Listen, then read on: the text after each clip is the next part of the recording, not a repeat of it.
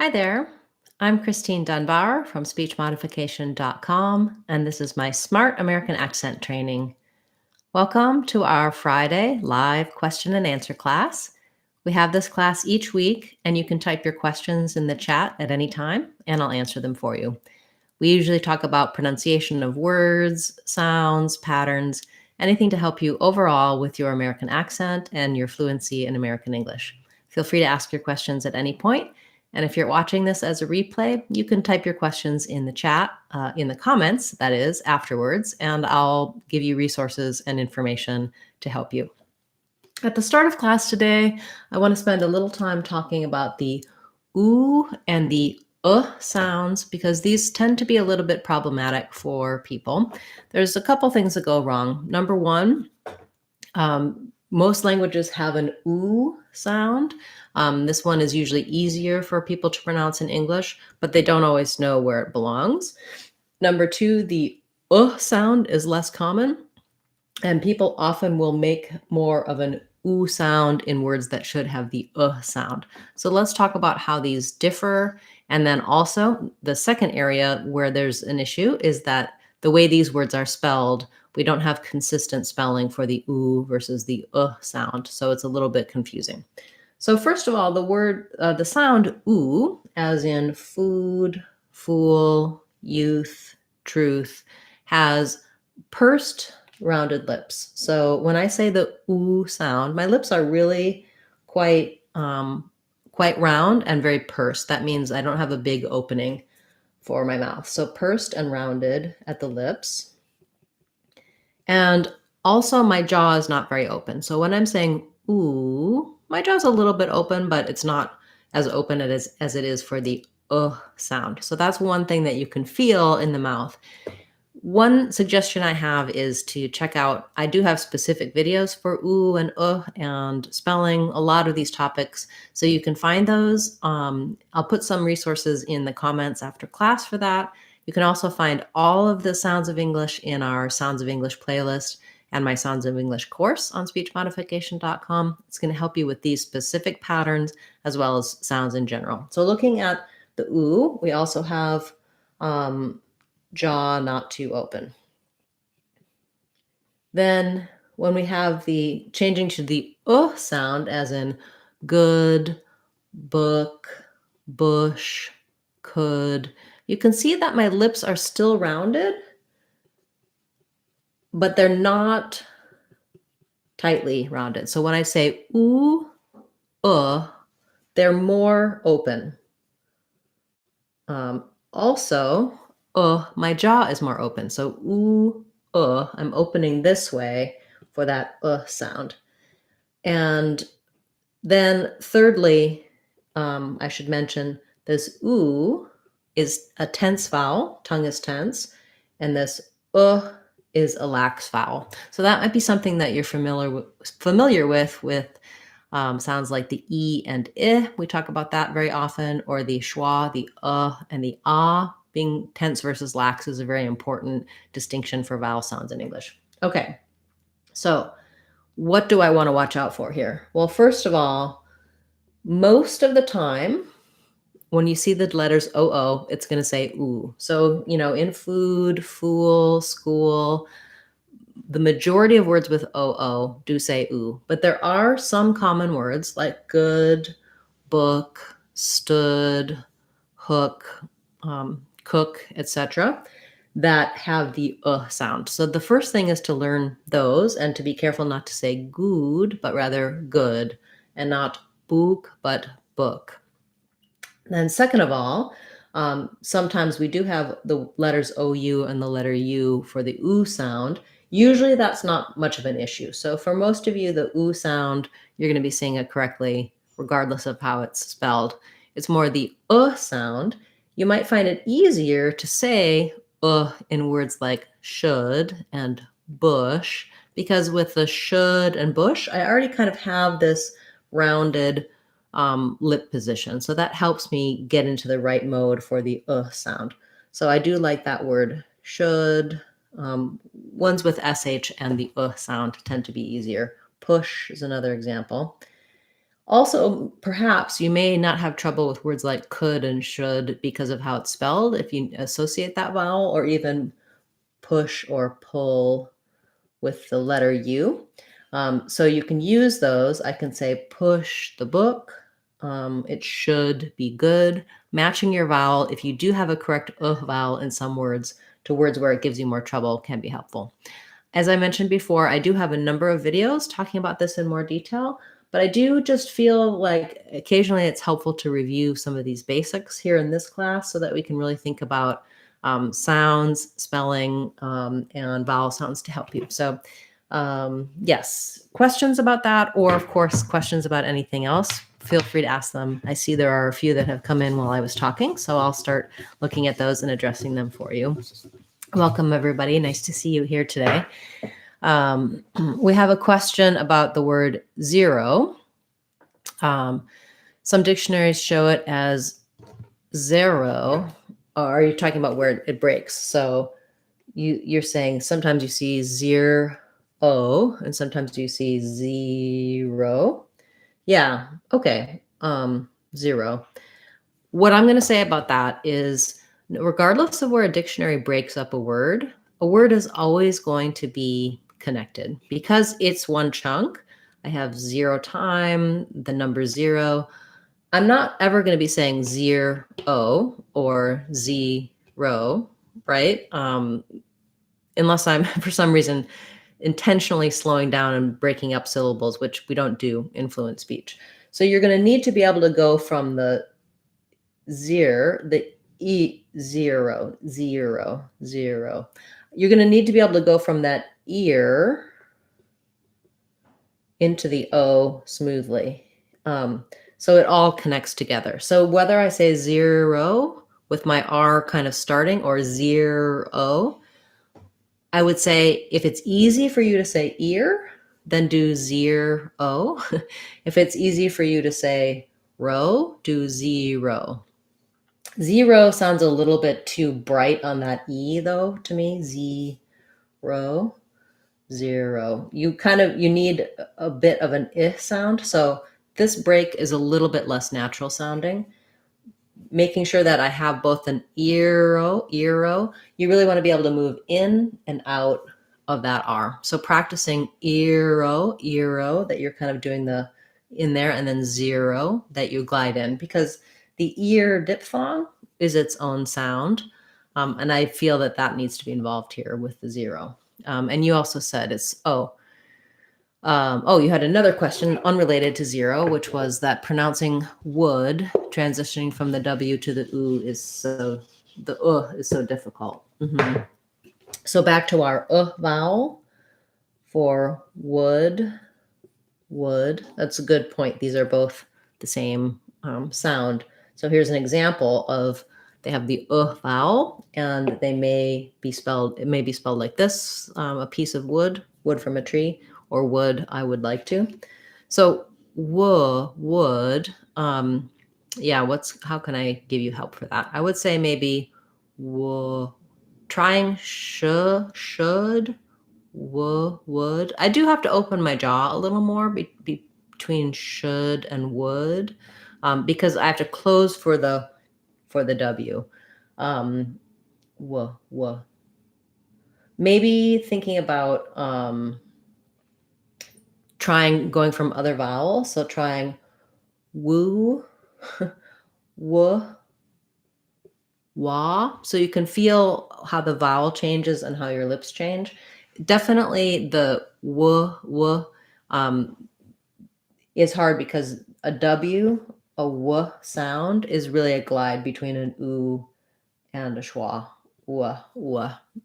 So you have to just be fast on that W, I think, and then go to your sound, w. I would like to help you more with that, so I will think about it. And if I have some other suggestions, I'll let you know. Hello. We have a request for the word swirl. Oh, I have your word in my list, but now we can cover it live. So similar to girl, swirl, and also squirrel. So I do have videos for both of those. I think I may have sent you the links for those.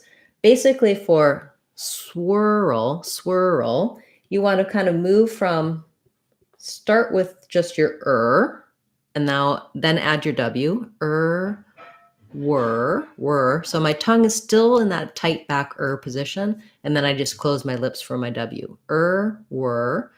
Then if I want to add my S, swir, I just have to move quickly from the S position, close the lips for the W, and be ready for that early.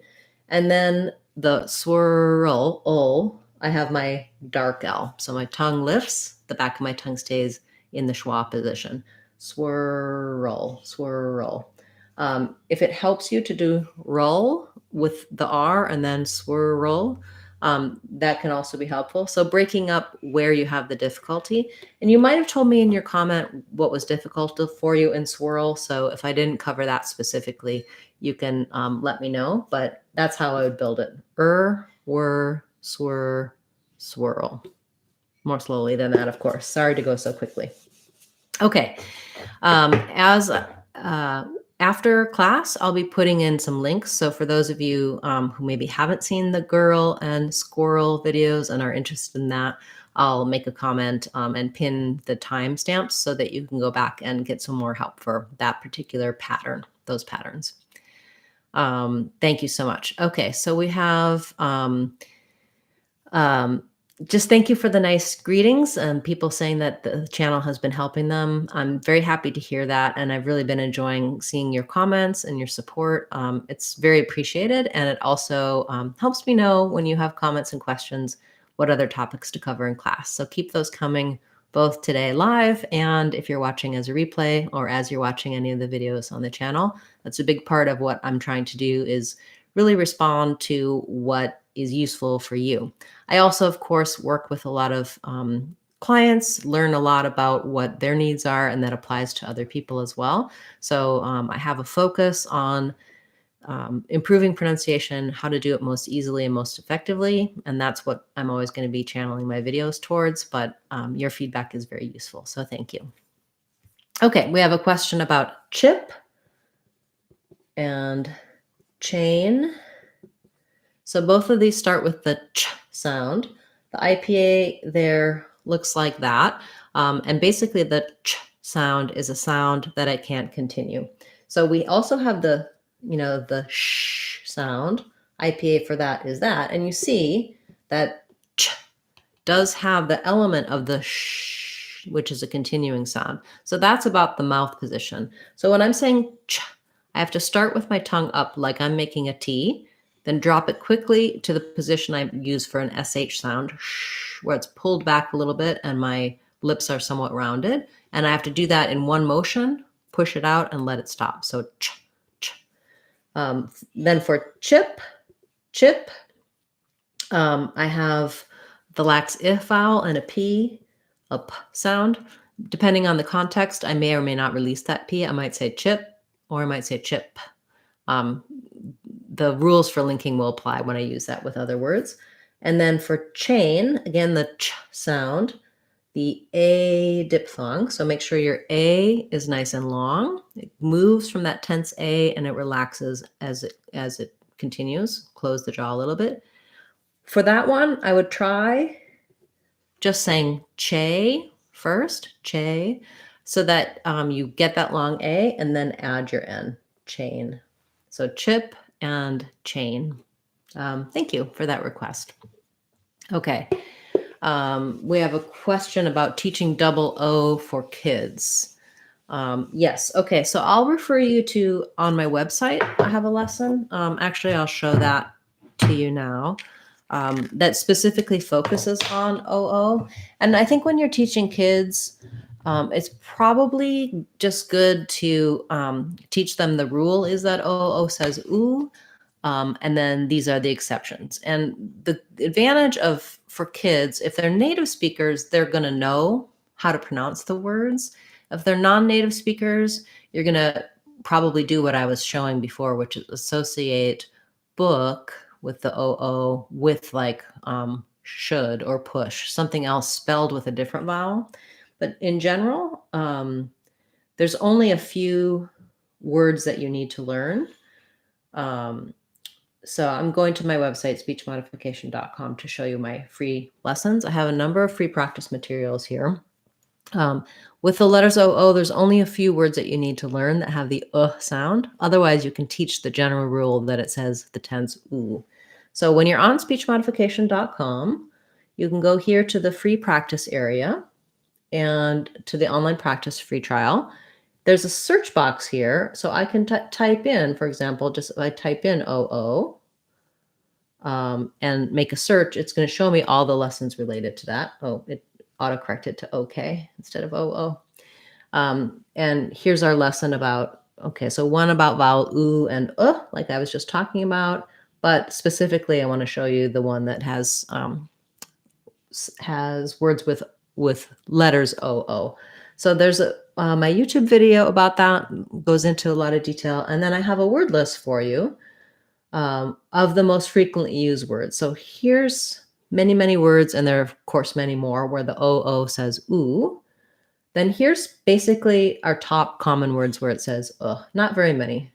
And some of these are even not that common. We don't say hoof or soot or any of those all that commonly. So it's really about 10 words where it says the sound. And then occasionally in a few words, it's going to say the like flood and blood, or when there's an R, it might say or. So I'll put the link for that lesson in that comment where I pin and have timestamps, but I just navigated there from speechmodification.com, from our free practice, and using the search tools. As I mentioned before, we also do cover this topic and many others in our online courses. And this Sounds of English course is the one I would recommend checking out because it has videos for all of these different sounds, shows you words, and probably if you're trying to teach others, learning about how I teach it will also help you to teach other people as well. Thank you. That was a great question. Okay. We have a request for the words mouth and mouse. So yes, looking at the word mouth, of course, has our TH sound. So we're going to have the ow diphthong. I kind of think of that as like ow. And then the voiceless TH sound. So the main difference between mouth and mouse has the same first vowel, is that mouse has the S. So when I say mouth, I should really feel for this TH, my tongue between my teeth, and the air continues. Versus mouse, the tongue is behind the teeth, and that's what makes that S sound, this sound. So most likely is that you might accidentally be saying that S sound where you need to be saying the TH sound. To work on that, just work on the TH by itself. You can try outh, outh. Just feel that clear tongue position between the teeth. If it's easier, you might start with words with that TH like think or thin.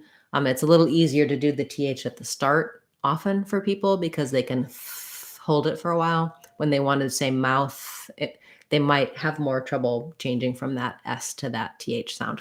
You can get more help for that in our American TH playlist and our Sounds of English course, learning all about the TH and the patterns that you might have. I do also have a free ebook about American TH that has some great visuals, and you can get that on speechmodification.com as well.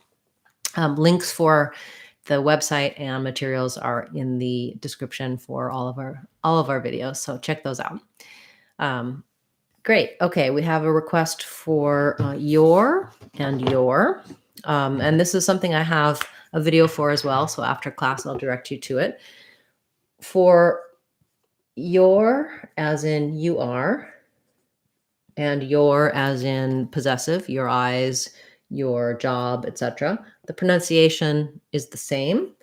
And we have basically an or diphthong with a glide before it. So your. Some people will say your with more of an ooh sound. I typically just say your for all of these. That's pretty standard. So you can maybe hear a little bit of a you're gonna do it, but it's pretty natural to reduce down to just or your. So build that from the or. So you're going to your house. You're having your friends over. Both have that or your sound. Um, One difference is that this one might sometimes get reduced to more of a your. Actually, they both do. So one pronunciation, your friends, your house. You're having a party. You can also reduce that to you're having a party at your house. So or often in fast fluent speech becomes more of an sound. You're happy about your grades. Okay, that's a great question. Thank you for that request. Anything else that you guys want to hear about today? Those of you who are here watching live, I think I've gotten to all of your questions so far. I'll just talk for a minute or two more in case you have a question and you haven't asked it yet. I see that I'm on top chat. I just want to double check that I haven't missed anybody's message. Okay, so I'll be back again tomorrow with our Word of the Day class. And on Sunday, we have our members only class. Channel members can attend. It's a class just like this one. The difference being that it's a very small group. Also, they can ask their questions at any time throughout the week. And if they can't make it to the live class, I'll still be covering their questions for them. So if you're interested in supporting the channel as a channel member, you can click the join button and check out that and the other perks that are offered for channel members. You're so welcome. Thank you for the great questions today. And I really appreciate all of the requests and comments that have been coming in lately on our Word of the Day videos. Please let me know what else you'd like to see me cover, and I'd be happy to do that for you. We'll wrap up for today, and I'll see you again next Friday at the same time. I'm Christine Dunbar from speechmodification.com. Remember, if you want to sound like a native speaker, you can do it. speechmodification.com. Bye, everyone. Thanks so much.